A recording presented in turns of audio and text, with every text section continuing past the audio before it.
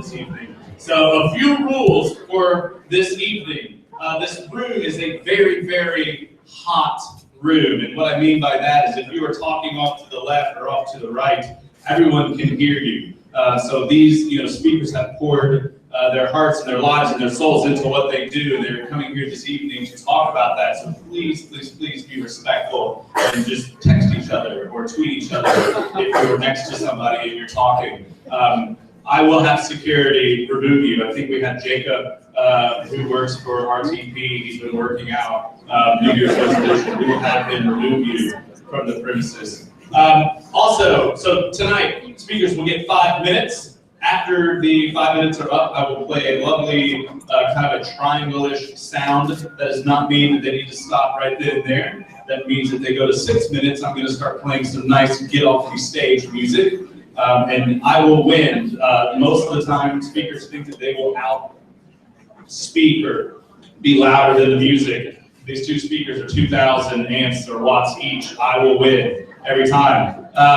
Tweet to us. Tweet at the RTP. Use the hashtag #RTP180. If you brought your rotary telephone, that is a long way around for that pound sign, but it will work. So be social. You can follow me, tweet to me. I'm back here taking notes. We do post a blog post and all the videos, a recap every single time. And then food. During the last speaker, please do not get up and get in line for food. We have plenty and plenty of food. I will remove you, and Jacob will remove you from line, and you will come back and sit down, and you will not eat until everyone else has had seconds. All right? You guys ready to roll? Okay. Let's get the party. And by the way, speakers, this one, don't stand on this one. This one's a little loose. All right, Linda. Linda Birnbaum has gone from teaching at Little Hamilton College to now director of the world's foremost institute, looking at factors in the environment that influence wellness and disease. Ladies and gentlemen, please welcome Linda to the stage.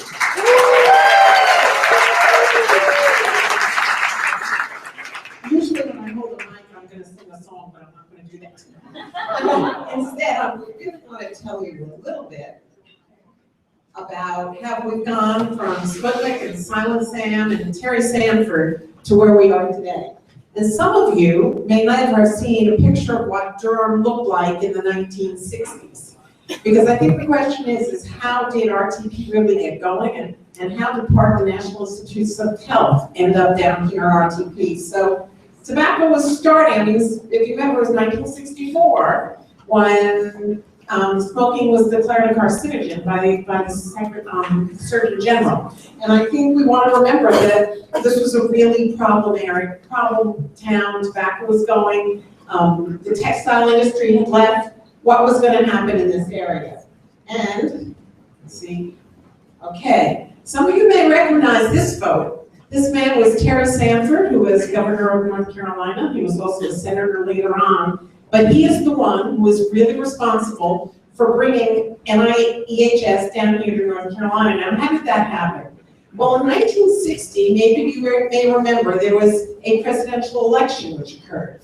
And Terry Sanford, actually, this is a picture of him nominating Jack Kennedy to be the Democratic candidate for president in 1960. Now, this was really quite a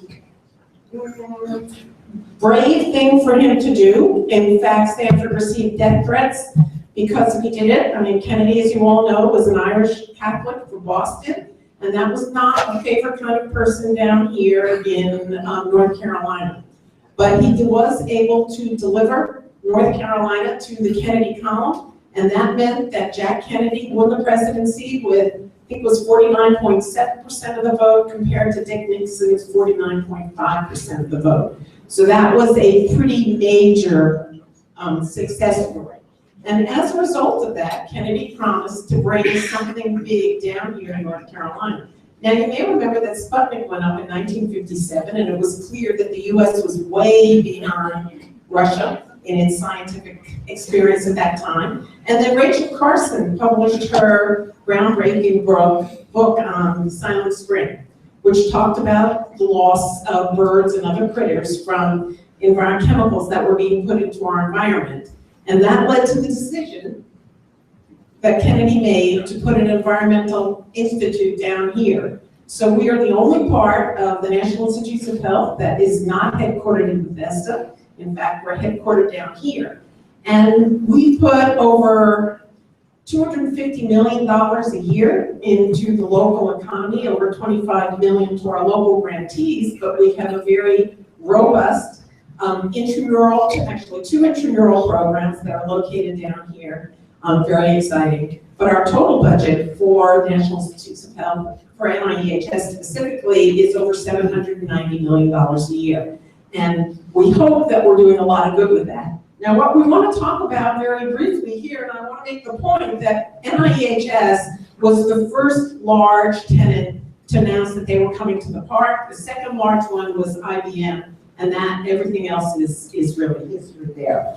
But we want to talk a little today about genes and the environment, and a point that I'm going to make and hope you will understand is that nothing is just genes and nothing is just the environment. Everything is the interaction between genes and the environment. And I want to briefly mention 2 large studies that we have ongoing.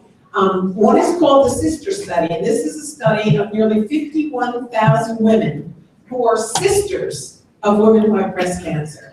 And many of you know that if you're a woman and your sister or your mother or your maternal aunt or your maternal grandmother had breast cancer, you are at increased risk. And we are following these sisters for at least 10 years and trying to study what it is in their genes interacting with things in their environment that will cause some of these women to develop breast cancer while others won't. The other study I wanted to briefly mention, which is also happening partly in North Carolina, but we're studying over 50,000 farmers and 30,000 of their wives, either in North Carolina or Iowa. These studies have been going on for over 20 years now. And what we're looking, again, is the relationship between exposure to pesticides, genes, and the environment. And so, for example, we have found a very high risk if you're exposed to certain pesticides and you have a certain type of gene which is involved in getting rid of the pesticide, that those people have a risk of Parkinson's disease of over 11-fold. While if you don't have that gene, you have a very slightly increased risk. So it's very exciting for us to have the opportunity to be here. I hope some of you saw our banner when you came in that talks about this is our 50th year. So we were actually established here in November 1st, 1966. We're going to be having celebrations all year long. I hope you'll come and join us for some of them. And I'd like you all to remember that you can't change your genes, but you can change your environment. So thank you.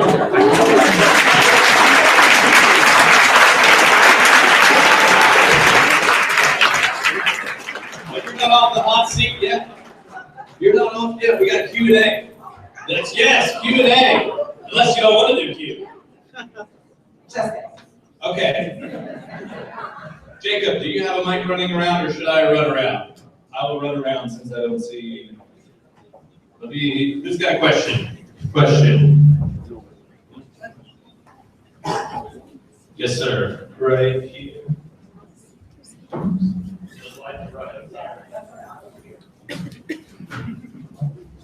I know that you've authored part of a study on breast milk for Alaskan women.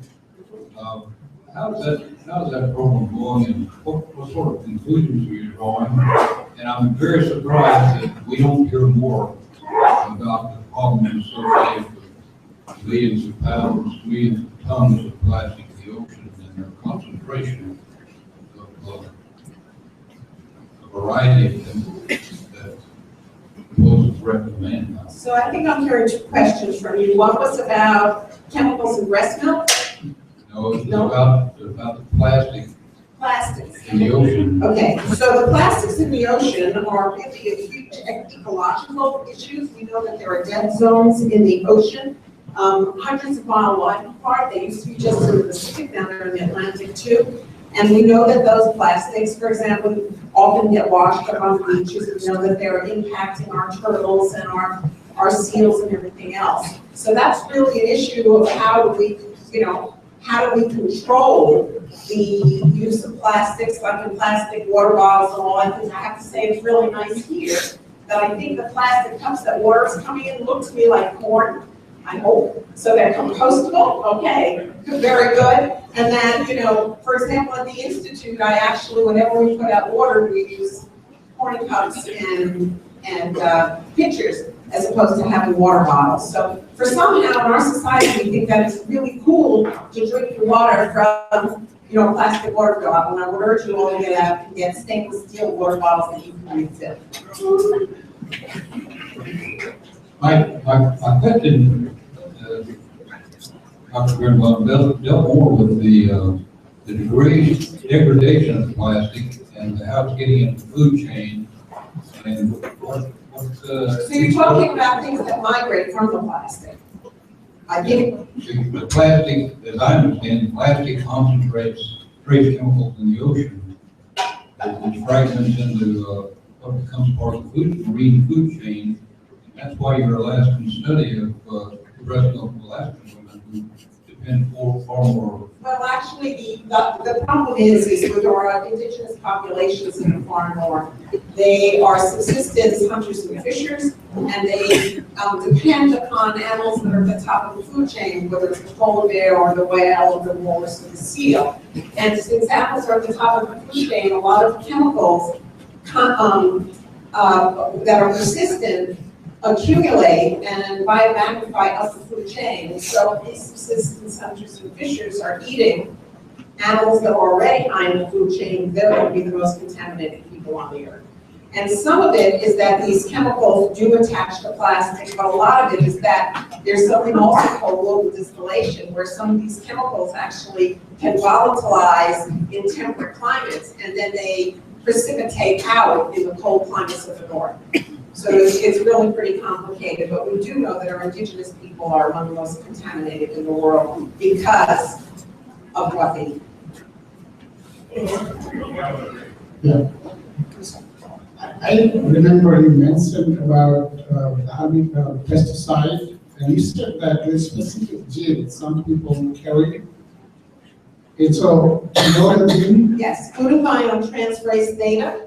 So people who are known for that gene or have reduced activity are at increased risk to certain pesticides associated with Parkinson's. We've also seen that in another study that was done, not in North Carolina or Iowa, but in a group in California as well. So it's a pretty robust finding, and again, it makes sense that if you have certain genetic, or you have certain gene, you may be at increased or decreased risk. All right, thank you.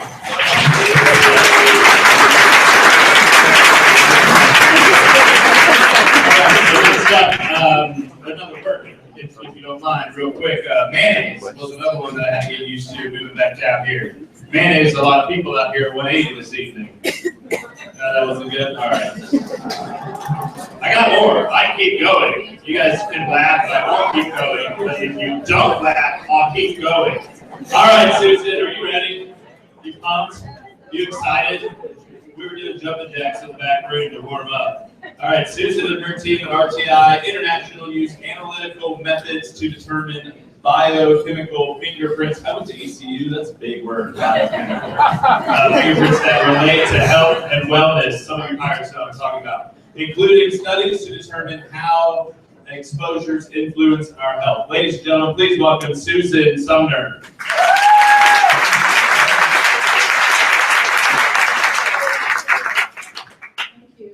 And I will say that I'll try not to use any phrases like might, could, or the same difference. And I use them very often. Oh, shucks. My first couple of slides are missing, so I'll just have to see if they're hidden or. Yeah. But they were such fun slides, and it's really a shame that that had to happen. So what I wanted to talk to you about is what we're doing in trying to use biochemical fingerprints to understand health and wellness. So you can all know that we can use handprints and fingerprints to identify a person, an individual. or we can look at hair color and eye color to be able to give identifying features that's related to genotypes. But we also have within our bodies biochemicals and molecules that that we can metabolize, and we can know about our biochemical fingerprints in our metabolites. So let me see what's after this one. Nothing. So, oh, so they did give you something after it. Okay. This is sort of not very good, but that's okay. Been in worse situations in my life. I used to spin thread in the middle on third shift when I was in high school. So metabolizing and talking to you guys is really easy. Right? So, so what we do is we analyze biospecimens that we can get from either human subjects or in model systems, urine, serum, plasma, sweat, all kinds of biospecimens. And in your biospecimens, you have lots of low molecular weight metabolites, and that's what we use to get your biochemical fingerprint for your metabolite. And those low molecular weight metabolites in your state of health, they have one signature, and if you have a disease, those metabolites can increase or decrease, okay, that can be associated with the disease or dysfunction or disorder, or even with an exposure, like an exposure to an environmentally relevant compound. So that's the kind of stuff we do. And we do that by comparing states of wellness, states of sickness, in these from subjects that have these biological specimens, and then we use fancy technologies which should come up next, such as mass spectrometry and NMR spectroscopy, to be able to get all of these signatures that we then mathematically reduce to come up with biomarkers for disease staging and for understanding exposures and mechanisms behind how those exposures determine our metabolites. So what we do in general, we can sum up as translational sciences. We work with medical doctors, and they have this really nice medical alphabet. They tell us about all of their problems, and then we just decipher what they're trying to tell us, okay? And then we use our metabolomics technologies, okay? And we can learn all about the metabolites while we're doing this, and how that perturbs your biochemical pathways. And we come up next with pictures that look like this, right? So we think that's a lot better, and, right? Because we're really getting a lot more information now out of this paper. And we do this by talking to medical doctors. We also work with epidemiologists. They have a similar alphabet. With toxicologists, about the same. With environmental scientists, about the same. And we go through the same process of deciphering this alphabet that they have and making study designs so that we can learn from our metabolomics profiling about disease, wellness, exposure. Okay, so metabotyping studies, your metabolite, my metabolite, all our metabolites, it's related to our genome, right? So it's our gender, and it's related to our age, and all these things they're in our genome. It's also related to exposure, to xenobiotics, drugs, cosmetics, etc., to environmental factors, like Dr. Birnbaum was talking about, and even to our gut microflora. So we all have this metabolite that changes sort of as things are happening to us, exposures as well as diseases. So because we know there's an association between environmental chemicals and our health, and because we know that this metabotyping is so important, we're doing these studies to understand these chemicals in our health. And NIHS recently established the Children's Health Exposure Analysis Resource, which is called CHEER. And this CHEER Center is to help us add and expand the inclusion of environmental exposures in studies of children's health. So this includes exposure, metabotyping, and health outcomes, among other things, okay? And just as an example, I'll tell you about a recent study we begin with Frederica Pereira, who's the director of the Columbia Center for Children's Environment and Health. She spent a career looking at pollution and how pollution impacts women during their pregnancy and how that's related to the health outcomes in children later in life. And to make about a 2-year study really short, I'll summarize it by saying that we found that polycyclic aromatic hydrocarbons cause the biochemical profile of cord blood, which I now call birth metabolite, to change, and these changes can be correlated with birth outcomes and early life health outcomes in the children. Okay. Good. Do we have any questions?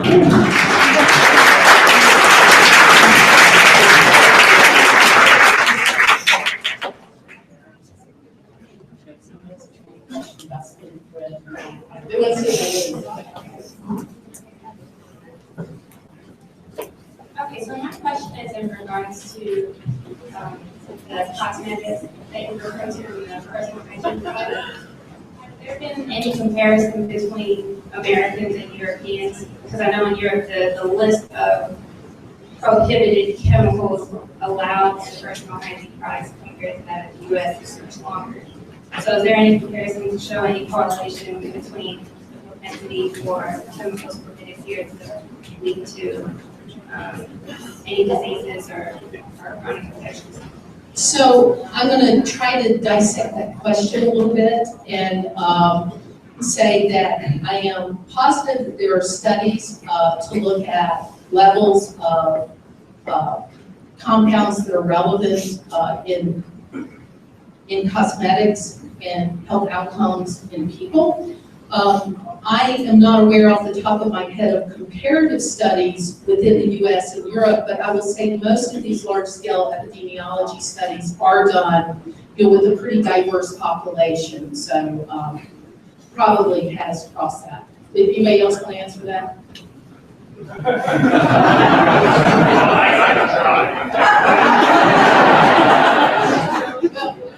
I mean, somebody else can know more about that than me, so yeah. Okay. So I have a question about the last paragraph you read. What's that last paragraph you said in English? So in English, what I think, and this may be a little bit off of mainstream, but what I think is, and seriously believe, is that, you know, when we're born, we have our biochemical constituents, right? We have our biological pathways that those biochemicals get on, right? And when we're exposed to stress, it doesn't have to just be a chemical. It could be stress, it could be a chemical, it could be a drug that's good for you. It causes perturbations in those biochemical profiles. And those perturbations in biochemical profiles can either cause you to have increases or decreases in certain levels of metabolites.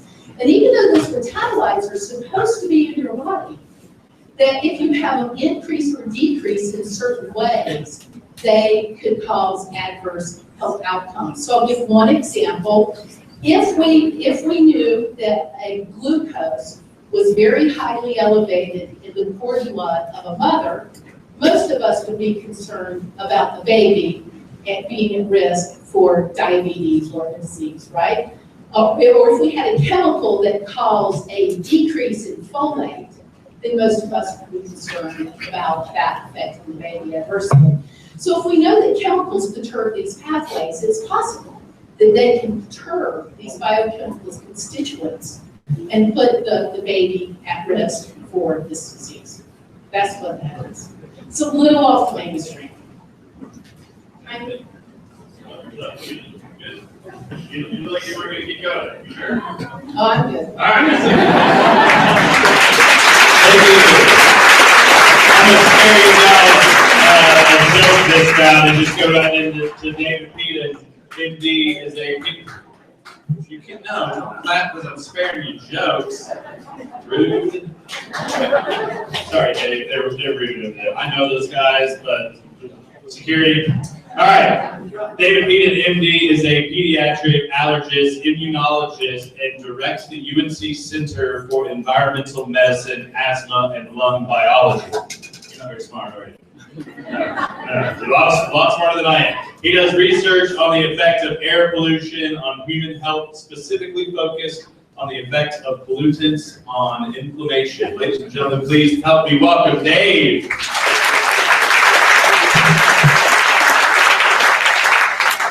Okay, so that's me, and let's go back. That's not me. Oh, that's right. All right, so air pollution is present and air pollution is bad for you. This is basically the reason that you see smoggy air, that's because there's particles in the air. There are a number of things in the air that can cause you to have problems with your health. I take care of people with asthma. That's an irritating, inflammatory disease of the lungs, but it can also affect you in your bloodstream. And when that occurs, you can have heart problems, you can have vascular problems, you can have increased clots. So a lot of things that can happen when you are exposed either chronically or abruptly to high levels of air pollutants. This was in.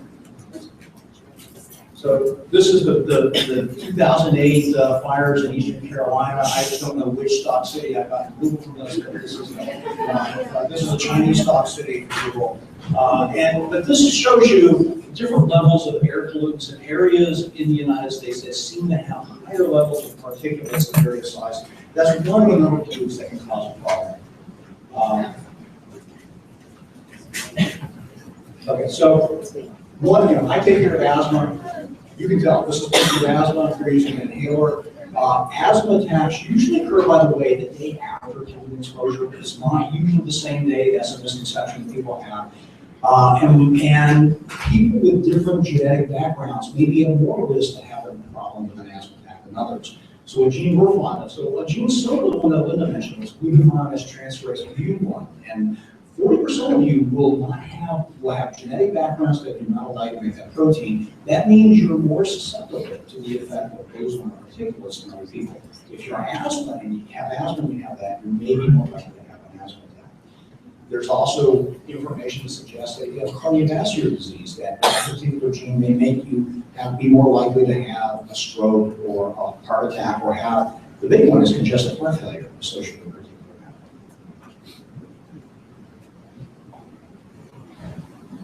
So the reason for this is to point out that, I mentioned genetic factors, but there are a couple of things that make risk factors for having disease, for having a problem with polluted air.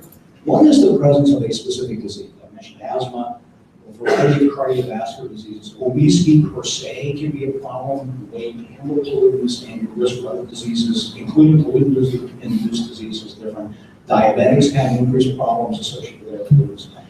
There's this thing called epigenetics. So there's genetics, which are the genes you have. There's epigenetics, which controls which genes are turned on. And some environmental agents can actually change which genes are turned on. Even if you have the right genes, if they're not able to be turned on, they may not protect you, or if they're inappropriately turned on, you may get sick. And my favorite gene, because I've been able to convince Linda's Institute to give me money to study this frequently. I have a job, my daughter went to school, all things are good. So I really like glutathione transferase mutant.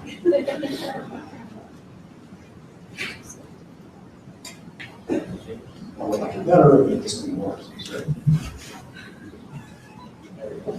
So the other thing about air pollution, so pollution is bad and making more pollution is worse, but there are things that you can do to minimize your exposure to pollutants.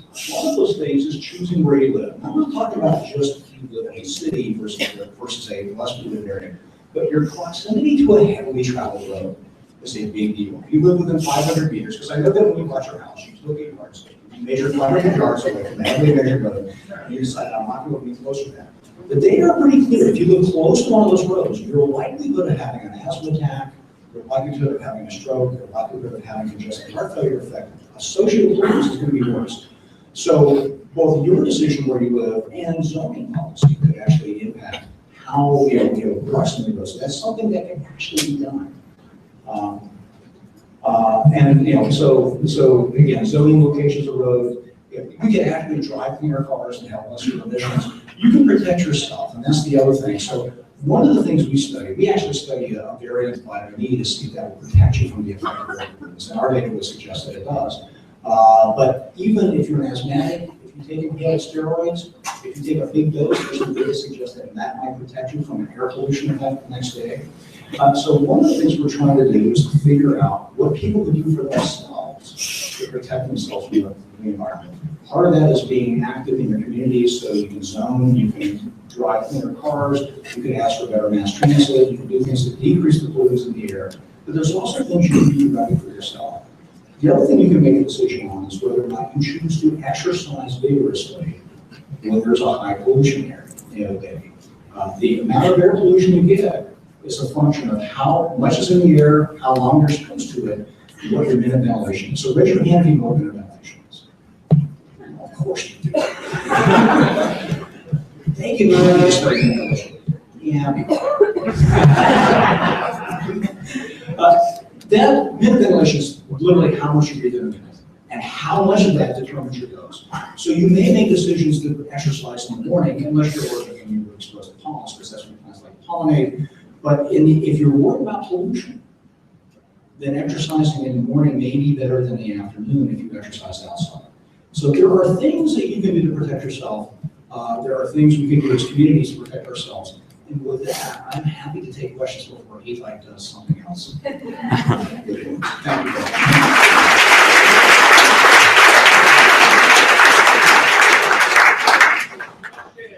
Let me see your hands. All right. I see you with your hand that I'm about. Coming to, just wait.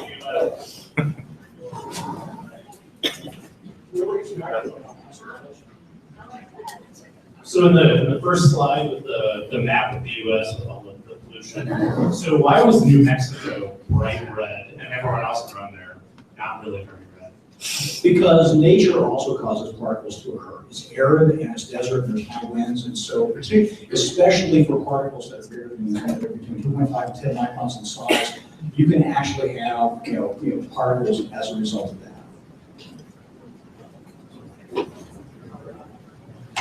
Well, I decided you. So could you explain a little further the biological basis behind the temporal delay between exposure and effect from air pollutants to an actual reaction? So I will tell you what I convinced my reviewers to believe. So that's why we think inflammation is important. So if you have an immediate coughing spell because a nerve in your lung got annoyed and you're coughing, that's going to be immediate. But if it takes a while and they pus in your lung, so there's an issue. If you need to be inflamed, it will take anywhere from a day or two. In fact, that epidemiological observation is what led many of us to look for inflammation as a cause for things. So the rationale is that if you inhale a particle, it takes a while for everyone to get annoyed with it. Just like when you inhale a virus, it takes about 3 days before you have symptoms. It's kind of a balance.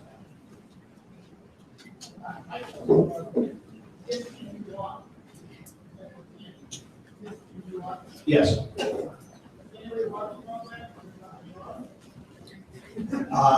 To my knowledge, no. So the problem is that a lot of people take that drug because the null allele, which means that you have 2 of those, you don't make that protein, is really common.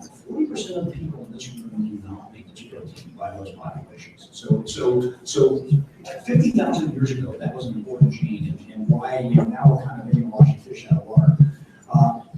That gene deals with sulfur transfer, so certain drugs might be metabolized differently. You could argue certain drugs might actually increase your risk if it occupies that. So that's my globular non-answer that suggests that actually must be the case. All right, thank you, Dave.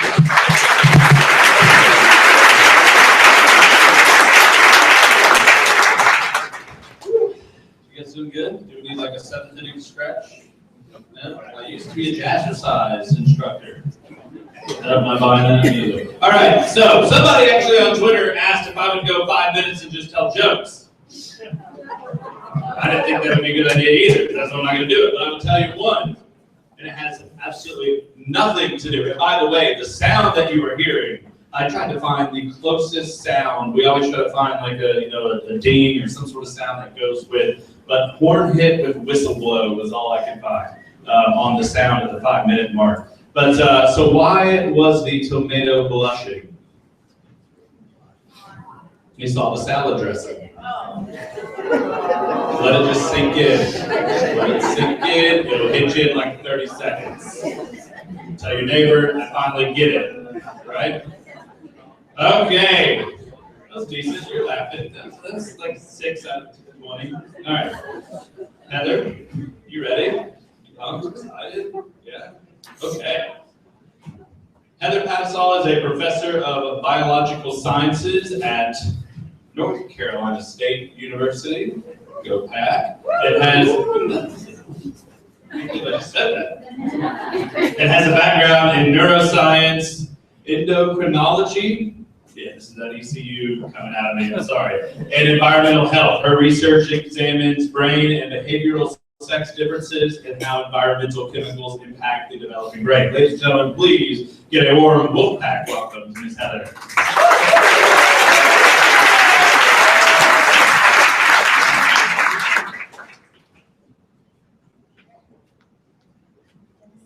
Okay, so this is me. So to tell you a little bit about me and why I do what I do. I grew up here, right down the street from the Kennedy Space Center. And now I worry about this beach, which we've already talked about a little bit, and all the things that wash up on that beach, and all the chemicals that end up in our environment every day. And so for me, right now, being down the street from NIEHS is not all that different from being down the street from NASA, where we put men on the moon from the middle of the National Wildlife Refuge. So a privilege of being an RTP is being surrounded by people that believe what I believe, which is that great technology and environmental sustainability can coexist. So, what do I specifically do? Is I want to have a brain. So I want to understand how male and female brains are different. So it's more than just one gene, it's a whole chromosome. And I want to know how hormones shape those differences within the brain and behavior. And then I want to understand how those chemicals can come in and interfere with all of those processes to change behaviors and parts of the brain that are sex specific. So when you think hormones, you probably think puberty. Right? So hormones have an absolutely profound effect on our bodies at puberty. Hormones during puberty can also change your brain so that individuals of the opposite sex go from being super annoying to super interesting. So I'm interested in those parts of the brain. What parts of our brains make us social, what makes us attracted to one another, why we all sit in this room and not kill each other, and how we stay paired and bonded and committed to each other, and how chemicals might interfere with and interact with these parts of the brain.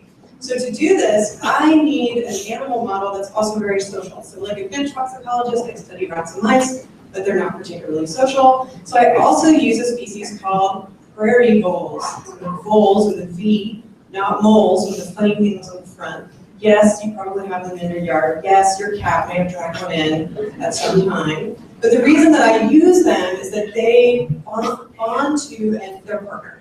So the two at the top are bonded, so they will choose to spend more time with each other than an alluring stranger or by themselves. And that's what makes them unique. But we also understand the neuroscience of how that bonding occurs. So we can study how a chemical like bisphenol A or BPA that you might have heard of interacts with the brain and this nervous system to change behavior. So, and some of this is very different between males and females. So these are dopamine neurons in the brain of those little critters, and normally males have more than females, but if we expose them to BPA early in development, we actually get the opposite. So in that case, females have more than males. And so effects on the brain can be sex specific. It might affect one sex versus the other, and these chemicals might also reverse sex differences that we expect to see. And that's what we're interested in when we study. We also look at behavior. So this is one example of one task. This is an open field task, which I like to call the middle school dance task. All in the middle school dance, everybody's on the edge. Okay? The middle school dance is like standing against the edge. And who goes to the middle of the middle school dance? It's the girls. Girls go to the middle first, just like in this picture. That's a sex difference. My animals that I study show the same sex difference. I don't stage a dance, but I can put them in this box and follow their behavior with a computer, and it looks like this trace. It's down here at the bottom of the right, some of you can't see. But we just trace them around, and if you follow the trace, the girls spend more time in the middle than the boys do, And if you give them different types of drugs and chemical exposures, you can change behavior. So this is one of the many tasks that we use in the lab to try to understand how chemicals impact sex-specific behaviors. Okay, so back to rockets. This frog was clearly in the wrong place. And that's how I think about gene-environment interactions that we've talked about, right? So your genetics can set you up to either be in the wrong place at the wrong time, or it could protect you from some of the things that you are. So I just wanted to use that to illustrate that point. So where in the brain do we see changes in chemicals? Lots of different places in the brain. The hypothalamus, which controls all aspects of sleep and hunger and social behavior, in hippocampus and amygdala, all different regions of the brain. And what other chemicals do we think about in the lab? As you ponder your plastic water bottle, these hope people recycle, so we can find them in the ocean. We also are interested in fire retardants, but also hormone-disrupting chemicals that occur naturally, we did not make them, that are in food. So soy is a hormonally active food. So even though we think of it as healthy, it interferes with some of the hormones in our body. And so collectively, that's what we study and what we're interested in.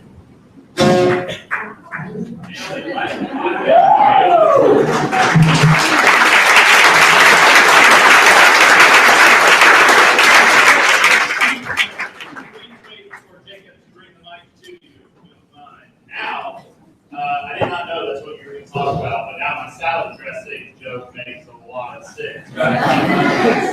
Right into that talk yet. Are you still joking or should I talk?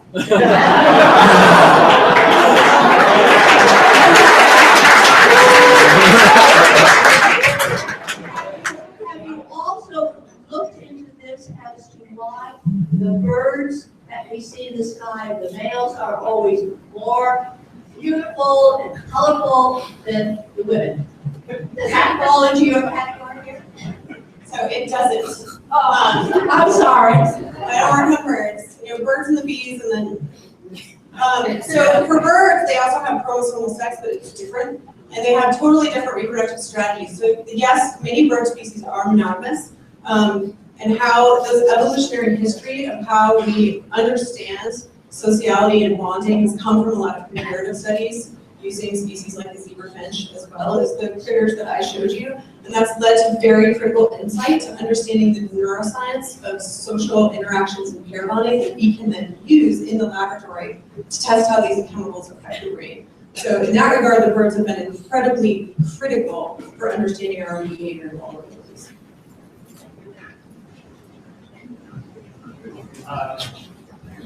But recently, there's a lot of discussion in society about the differences between sex and gender. And it's definitely a topic that's a lot more than my old generation. Do you have any thoughts on whether this might actually have an environmental component? Well, so there's different ways to define that. So your chromosomes can dictate your sex. That's your chromosome sex. If everything doesn't work properly, it's very possible to be an XY male and externally look 100% completely female. And there are lots of people that are walking around, they feel female, they're attracted to males, in every regard they're female, but they have an XY chromosome. So you can have your gonadal sex, you can have what you feel as your sex. It's a very complicated thing in humans. It involves genes, it involves hormones, and it involves probably a lot of things that we don't understand. Whether or not chemicals can impact gender identity and things that are complex is extremely difficult to query, as you might imagine, and probably part of our unique human experience. And I think those are all very valuable questions going forward, and we're going to have to understand the basic biology of that, as well as how our environment can contribute to these differences. Thank you, Anna.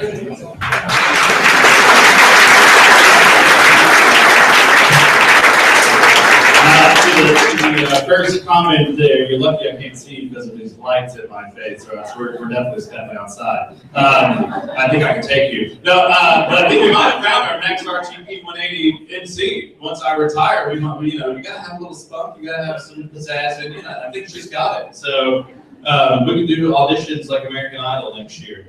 Okay, so the last final word of the evening to bring up our final speaker, initiate. She ate her entire dinner, initiate dessert.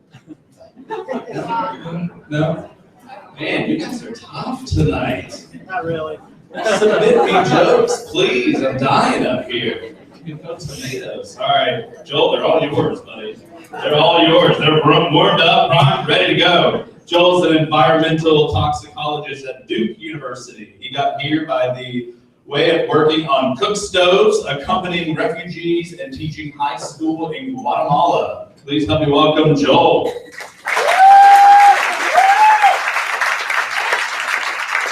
Thanks very much. Thank you for coming out tonight.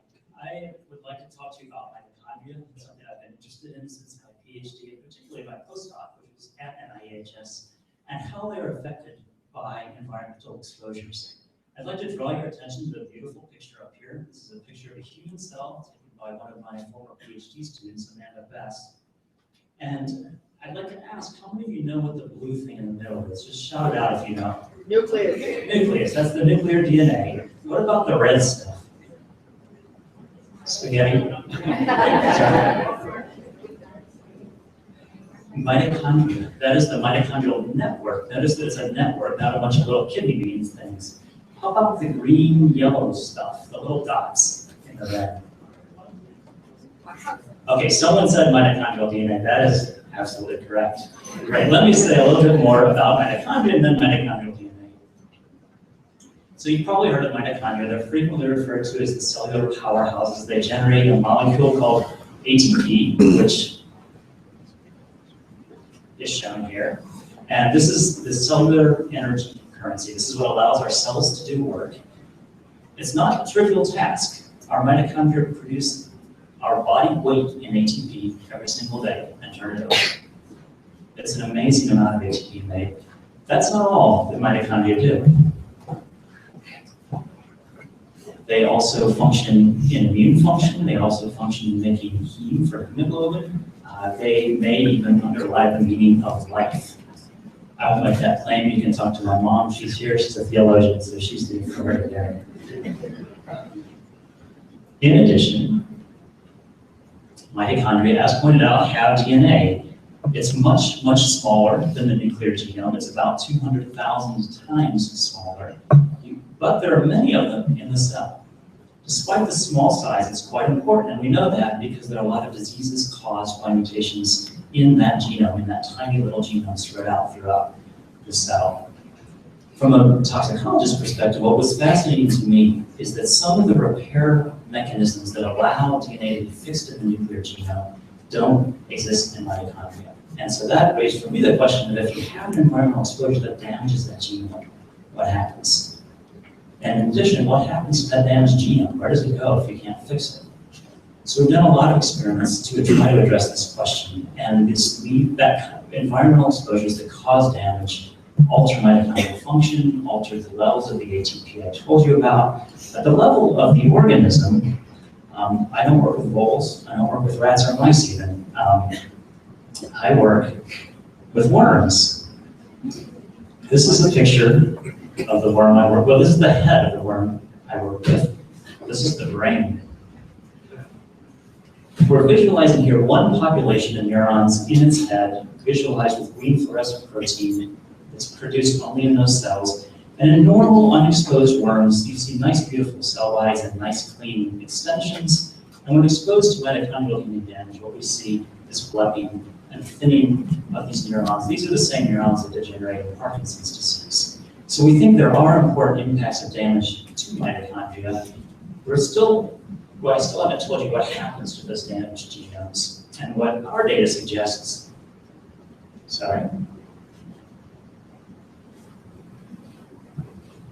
What our data suggests is that it is recycled. So hopefully we'll stay there. So in this picture, the mitochondria are the green. Again, a network, as we've already talked about. What I haven't told you is that is an active network. It fuses, it divides. Sometimes little pieces come off and are sent to lysosomes, as shown in red here. These are the cellular recycling centers, and they break up the mitochondria. Because there are multiple mitochondria DNA, they can simply be replaced. So this allows a response to that kind of damage. Now, this evening's talk and focuses on gene-environment interactions. I haven't said much about that yet. This is best understood in the context of drugs. There are some very clear examples there. One example is the antibiotic gentamicin. This is safely used by the great majority of the population, but folks who have a specific mitochondrial DNA mutation can go deaf from using this antibiotic. I tried to find an image that would illustrate this idea, and I failed, but I did find an advertisement for a lawyer who will help you sue the manufacturer of gentamicin if you're suffering from this problem. So it's a real issue. It affects a significant number of people. What about pollutants? So pollutants are not as well studied toxicologically as drugs. There are many more of them. And our exposure is much less well understood. Susan will fix this for us, but for the time being, it's not as well understood as we'd like. So what we wanted to know is if we take these same worms in which we see neurodegeneration, now we look at a subset of the worms in which the mitochondria don't fuse because of a genetic deficit. Will they be worse off? And we did this experiment, and the worms in which the mitochondria fuse fine grow up, and we can look at neurodegeneration. We couldn't actually do the experiment in worms in which mitochondria don't fuse. They got stuck at the first larval stage and died. Maybe that's why they've gone away. They actually did die. So we actually couldn't do the experiment. We don't really know yet why that occurs. It's something we're continuing to study. So stay tuned on that one. I'm not sure if I get to the last slide, but if I can, that was a thank you to my lab for doing the work. Oh, well, that's the dead worms, but there's also supposed to be a thank you to my lab, a thank you to all of you for your attention and your talks and test knowledge, which support this work.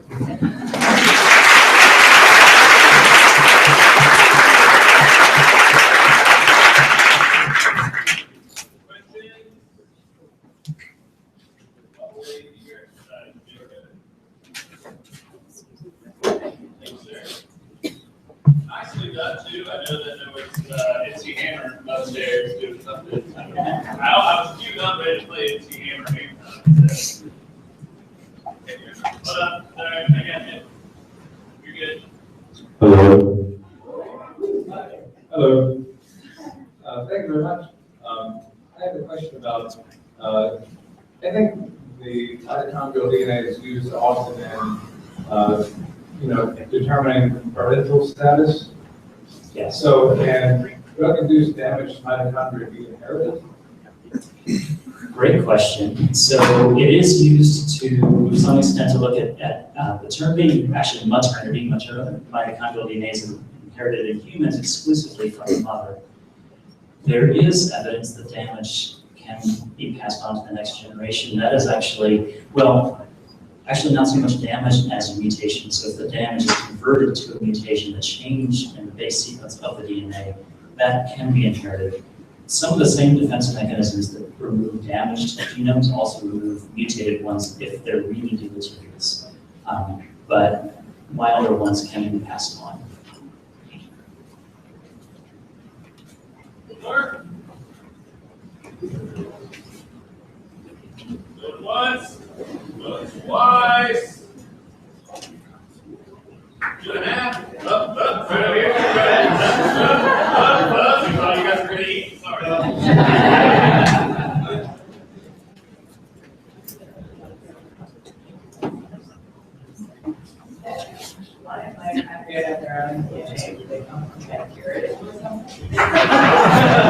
Did somebody find that question?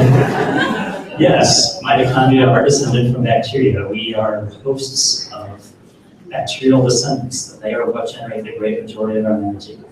That is correct. Thank you.